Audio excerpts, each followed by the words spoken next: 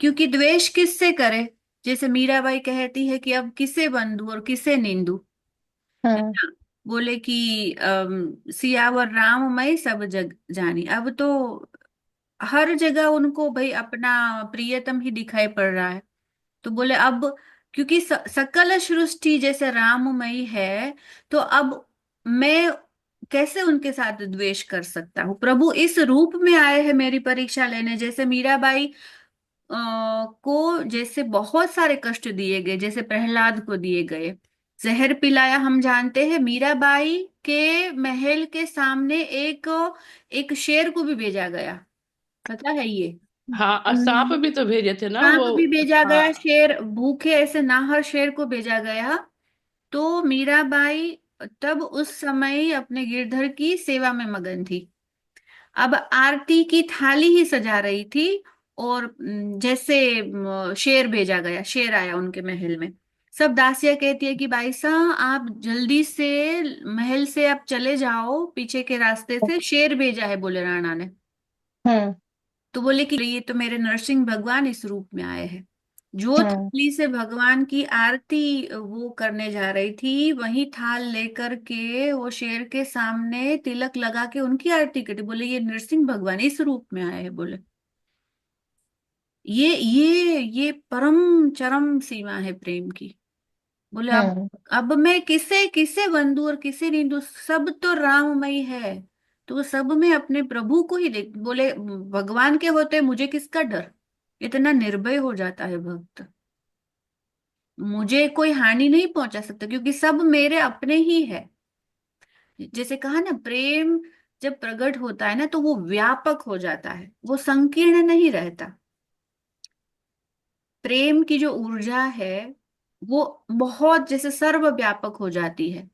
वो चेतना के उस स्तर पर पहुंच जाता है कि सारा जगत, जैसे कहते हैं ना, एक वसुधैव कुटुंबकम की भावना होती है। इसलिए भक्त संत कभी भगवान से मांगता है ना, तो वो स्वार्थ से नहीं मांगता। वो ऐसा नहीं कहता कि मेरा कल्याण हो या मेरे हम्म। घर परिवार का कल्याण हो।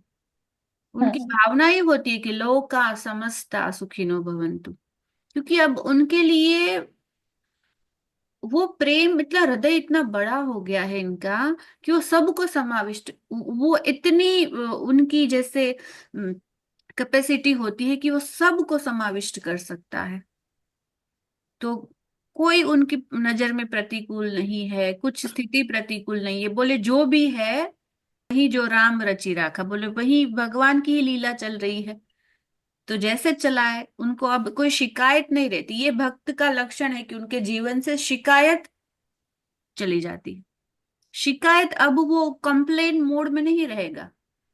कोई वास्तव में शरणागत होगा, तभी तो शरणागत कहलाता है कि जो तेरी रजा में हम राजी। अब हम्म। कोई परिस्थिति परिस्थिति आई, उसमें क्या क्यों कैसे, तो वो शरणागति का लक्षण नहीं है।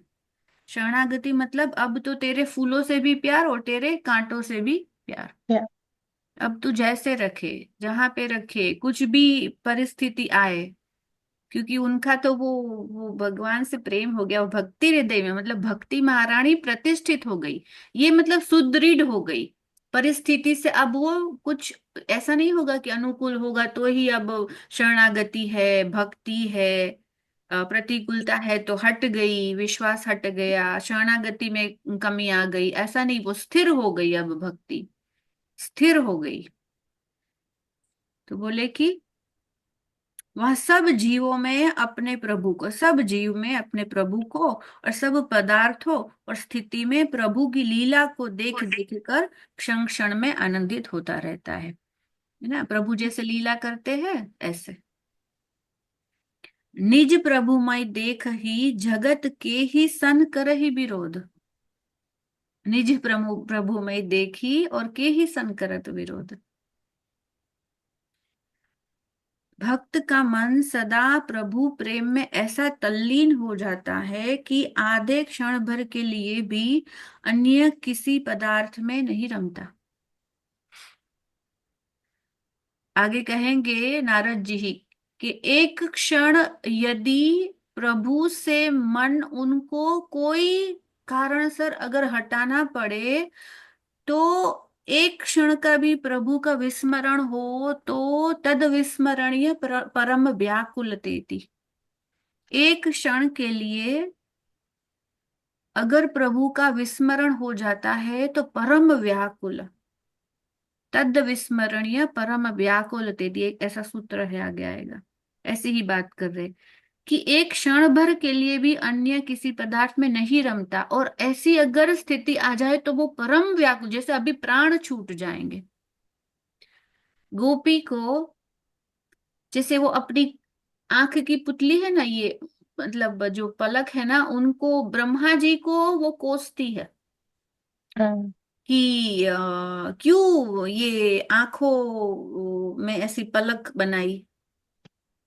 श्याम सुंदर का दर्शन करने में ये पलक बाधा बनती है, जब हम पलक गिराते हैं तो बोले कि हाँ। दर्शन में बाधा, और ऐसी इतने क्षण भर के लिए प्रभु का दर्शन ना होने पर वो, उनका चित्त व्याकुल हो जाता है। इतने मतलब क्षण, क्षण भी नहीं कह सकते उनको, वो उनको असह्य वियोग लगता है। वियोग के अलग अलग प्रकार है, श्रीमद् भागवत में वर्णन है। जो ऐसा जो गोपी को पलक झपकने का जो वियोग होता है ना, उनको पलकांतर वियोग कहते हैं। वो उसमें व्याकुल हो जाती है इतने समय में। गोपियों का ही उदाहरण दे रहे, गोपियां उद्धव जी से कहती है कि उद्धव, मन ना भये 10-20, एक हूँ तो सो गयो श्याम संग को आराधे ईस। उदो मन ना भये 10-20, बोले एक ही मन था, वो तो श्याम के संग चला गया। उद्धव जी आते हैं, बोलते हैं कि मैं तुम्हें योग सिखाता हूँ, मैं तुम्हें ब्रह्म ज्ञान देता हूँ, मैं तुम्हें ध्यान की विधि सिखाता हूँ। जो बोले कि तुम ये रोती रहती हो, तो हम्म। तुम बोले शांत हो जाओगी और तुम्हारा ये रोना धोना बंद हो जाएगा, बोले। तो मैं तुम्हें वो ब्रह्म का बोले दर्शन करवाता हूँ, वो सब जगह व्याप्त है। तो गोपी कहती है कि हम किस मन से तेरे ईश का दर्शन करें, को आराधे ईश, एक ही मन था, एक ही हम्म। मन था, वो तो शाम के साथ चला गया। अब हम कौन से मन से तुम्हारे, तुम जो अपने ईश की बात करो, कौन से मन से हम वो ईश को आराधे, बोले कि हमारे पास है क्या? कुछ नहीं है हमारा, हमारे पास मन अपने पास रहता ही नहीं, बोले है ही नहीं अपना मन अपने पास। तब वहां अगर होता तो हम किसी, तुम जो कह रहे वो विधि करते। मन तो है नहीं, अब वो एक ही मन था, वो तो चला गया, अब दूसरा तो कोई है नहीं, तो कैसे रमे उसमें। इसलिए तो प्रेमियों के भगवान का नाम मन चोर है, मन चोर है, चित्त चोर है ना हमारे भगवान का नाम। चित्त को चुरा, बस मन को चुरा लेते, हर लेते हैं, हर लेते मतलब अपना मन नहीं रहता अपने पास, उसमें मिल जाता है। इसीलिए तो कहा, देखो पहले भी एक बार ये हमने उदाहरण देखा था कि उधर गोलोक धाम में, निकुंज में, या भगवान के धाम में किसी को अपनी अलग इच्छा नहीं होती। जो सखियों की इच्छा है वही राधा रानी की इच्छा है, जो राधा रानी के मन की बात है वो सखियां जानती है, क्योंकि मन एक हो गया, एक हो गया। इसीलिए तो कहा कि जब भक्त के हृदय में भक्ति महारानी आ जाती है, तब उनका और प्रभु का मन एक ही है। इसीलिए तो गुरु को, भक्त संत को भगवान का रूप माना, क्योंकि अब वो अलग नहीं है, अब वो अलग नहीं है। मतलब वही ऊर्जा, वो ही चित्त की स्थिति जो भगवान की है वही भक्त की है। इसीलिए तो भक्त के पास बैठने से जो हमें संतोष मिलता है, शांति मिलती है, आनंद आता है, क्योंकि वो अब एक, जाना तो तुम्हें ही और तुम्हें ही हो ही जाएगी। तो बोले एक हो गई, अब एक हो गया। इसी को तो कहते हैं योग, इसी को तो कहते हैं जो अंतिम स्थिति है भगवत प्राप्ति, अब एक हो गया। अब कोई अलग अलग इच्छा नहीं रह गई। इसीलिए तो संसार से बैराग अपने आप हो गया, क्योंकि अब मन तो भगवान के पास चला गया, निवेदित हो गया, संपूर्णपणे निवेदित हो गया वो। गोपी कहती है कि मधुकर श्याम हमारे चोर, मन हर लियो हर लियो। माधुरी मूर्ति, निरख नयन की कोर। कोर माने ऐसे ऐसे कोर होती है ना, ऐसे कोना कोर। हम्म। करो, हम कहते हैं ना, करो कृपा की कोर, एक बस एक आप नजर भर कर दो, एक हल्की सी नजर में भी एक जना एक वो किनारी से एक एक तिरछी नजर से हमें देख लो, कर दो हम्म। कृपा की कोर।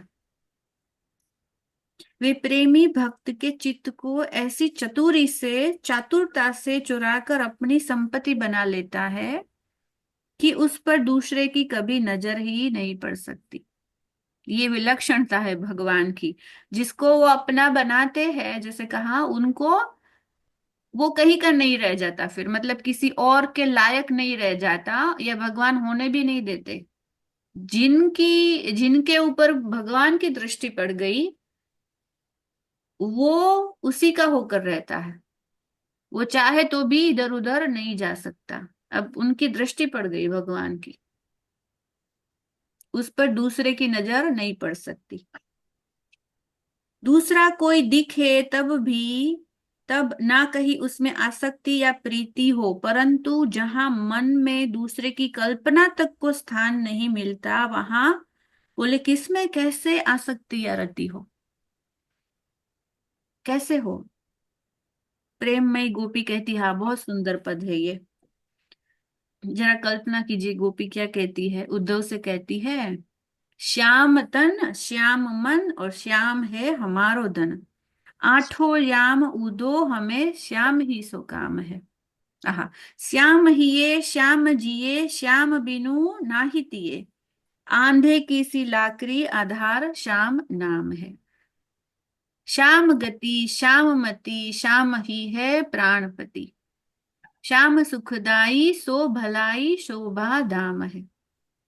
उधो तुम भये बोरे पाती लेके आए दोरे, जोग कहाँ राखे, यहाँ तो रोम रोम श्याम है, यहाँ तो रोम रोम श्याम है। तू पाती लेके आया है ना, बोले तू बोरा गया है, हमें जोग सिखाने आया है, तेरा जोग रखे कहाँ, यहाँ तो रोम रोम श्याम है। रोम रोम श्याम है, उदो मन ना भये 10 20, एक हु तो सो गयो श्याम संग, को आराधे ईश, मन ना भये 10 20। बहुत सुंदर प्रसंग है उद्धव और गोपी का, भागवत में पूरा उसका अच्छे से वर्णन है। जब एक प्रियतम श्री कृष्ण को छोड़कर दूसरे का मन में प्रवेश ही निषेध है, बोले, तब दूसरे किसी की प्राप्ति के लिए उत्साह हो तो कैसे हो। अब क्या प्राप्त करना रह गया है शेष, है ना, वो तृप्त हो गई, देखो गोपी तृप्त हो गई है।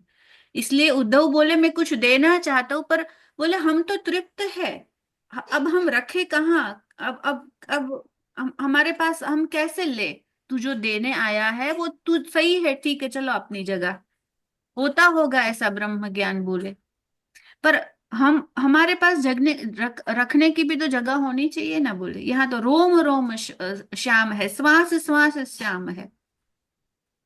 मन था वो चला गया, बोले अब तेरा जोग रखे कहाँ। तृप्त हो गई ना, तृप्त हो गई गोपी। कोई किसी को देखे सुने, उसके लिए मन में इच्छा उत्पन्न हो, तब ना उसके लिए प्रयत्न किया जाए। अब कोई इच्छा नहीं, यत् प्राप्य किंचित वांछति, ना सोचती ना द्वेषति ना रमते उत्साही भवति। किंचित वांछति, कोई इच्छा नहीं, इच्छा ही नहीं, इच्छा ही नहीं, तब तो कुछ प्रयत्न किया जाए। इच्छा हो तो इस दिशा में प्रयत्न करते हैं, इच्छा ही नहीं, फिर कोई कैसे दे देगा, कैसे दे देगा आपको। मन तो पहले से ही किसी एक का हो गया, उसने मन पर अपना पूरा अधिकार जमा लिया और स्वयं उसमें आकर सदा के लिए बस गया।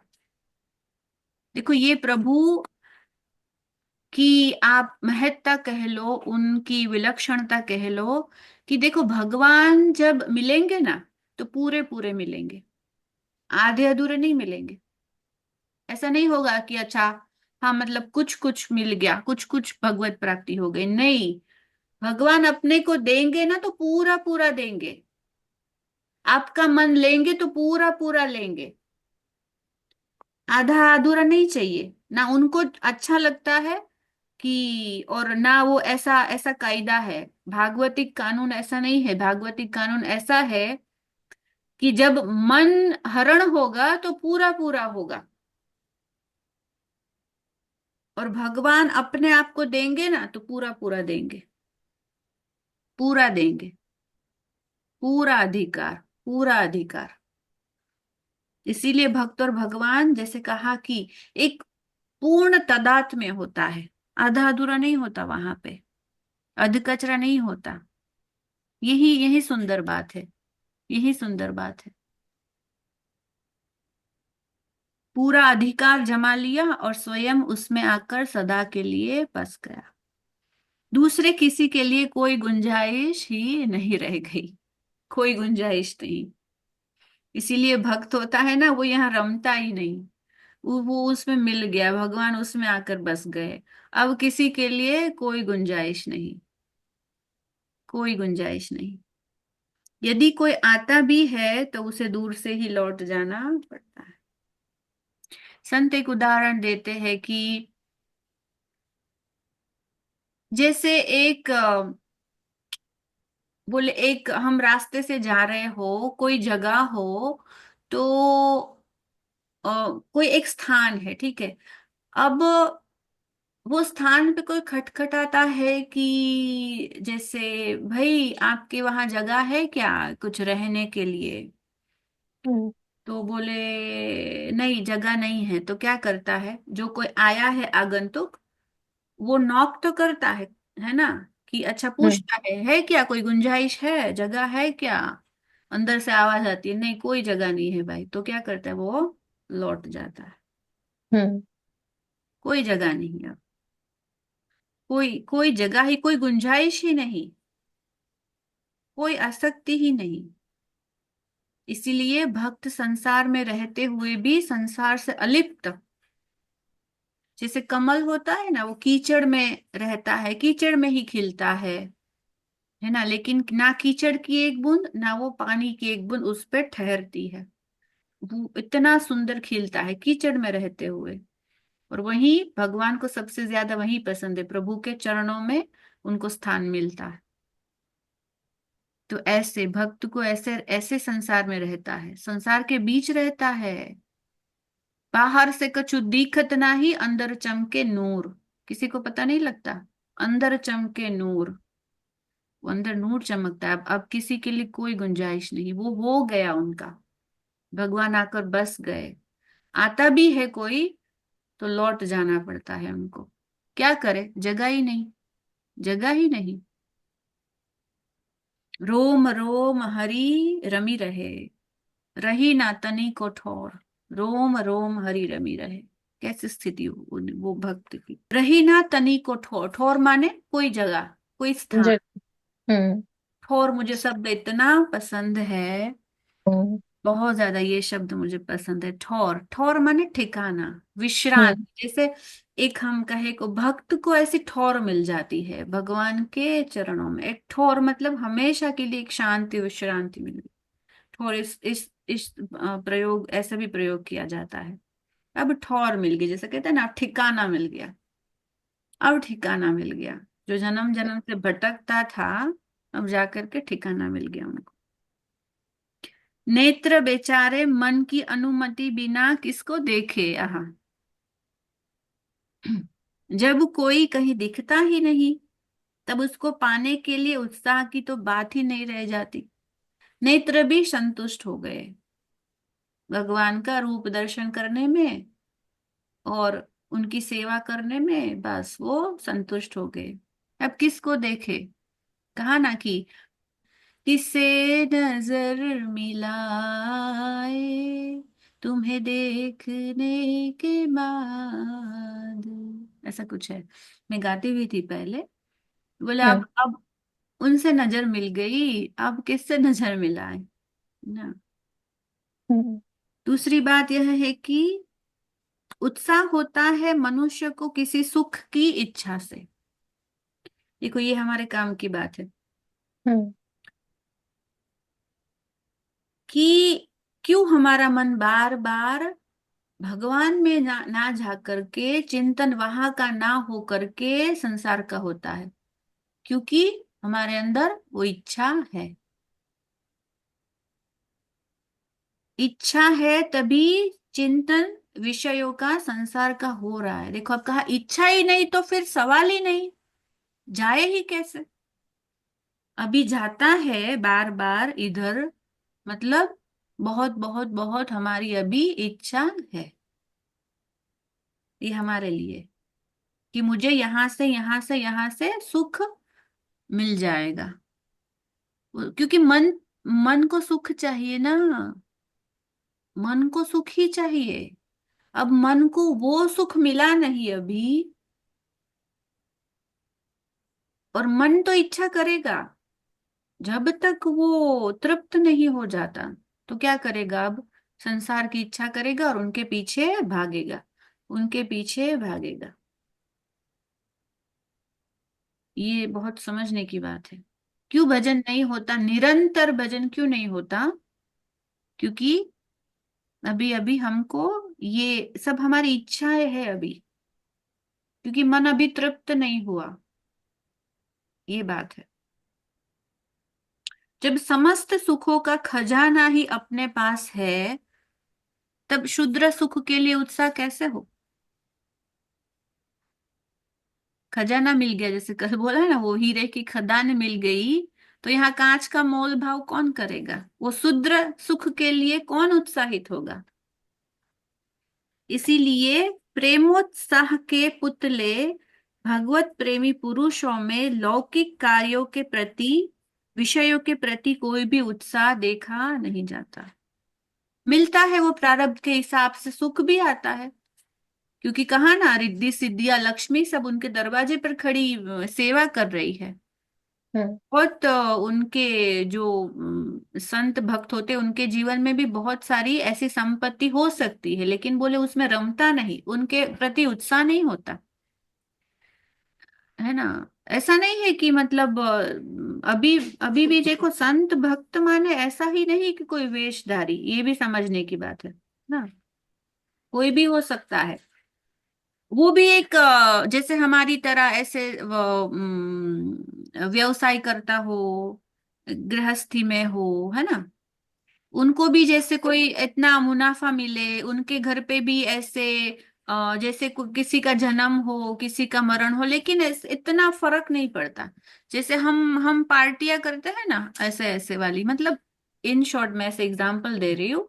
वो इतना हम्म। उत्साह उनको नहीं होता, मतलब हर्ष और शोक वो सम रहता है। ऐसा नहीं कि ऐसे थोड़ी जीना होता है, ऐसे कोई जीना होता है? कोई लोग ऐसे प्रश्न कर, ऐसे थोड़ी जीना होता है कि अच्छा कुछ अच्छा हुआ तो हम खुशी ना मनाए, हम पार्टी ना करें। नहीं, क्योंकि उनको तो उनको इतना वो सुख मिला हुआ है कि ये तो तुच्छ सुख सुख है उनके सामने, इसीलिए वो हर्षित नहीं होता। क्योंकि वो तो हर समय वो आनंद में रहता है। वो तो आपने जाना नहीं कि वो सुख अभी मिला नहीं, इसलिए पता नहीं है ना कि वो हम्म। सुख क्या है। इसीलिए आप ये छोटे छोटे जो संसार के सुख मिलते हो उनमें हर्षित होते हो, क्योंकि अभी वो अमृत मिला नहीं, इसीलिए। क्योंकि वो निरुत्साही हो जाता है ना, सीधी बात है। कल कहा ना कि 500 रुपये था और फिर बोला कि हाँ, करोड़ की लॉटरी लग गई, तो अब वो 500 का वो क्या कोई वैल्यू रह नहीं। जाएगा। हम्म। ये बात है। इसीलिए उत्साह नहीं होता। और लोग कहते ये देखो, ये इनमें कोई उत्साह ही नहीं है, ये भगत में उत्साह वो उत्साह का आप क्या जानते हो, है ना। वो ऐसे संसारी लोग ऐसे बोलते हैं, ये तो बोले नीरस हो गया, ये इनको इनको ऐसा अच्छा नहीं लगता। कुछ इनके अंदर उत्साह ही नहीं ना, मतलब उत्साह ही खुशी नहीं। नहीं किसी हाँ, प्रकार से। खुशी नहीं है। और वो जताते भी नहीं, बोले खुशी, भाई भाई उनकी खुशी के सामने आप ये तुच्छ विषय की खुशी क्या है? यत् प्राप्य न किंचित वांछति, न सोचति, न द्वेषति, न रमते, नोत्साही भवति। ठीक ठीक यही बात भगवान ने गीता में भी कही।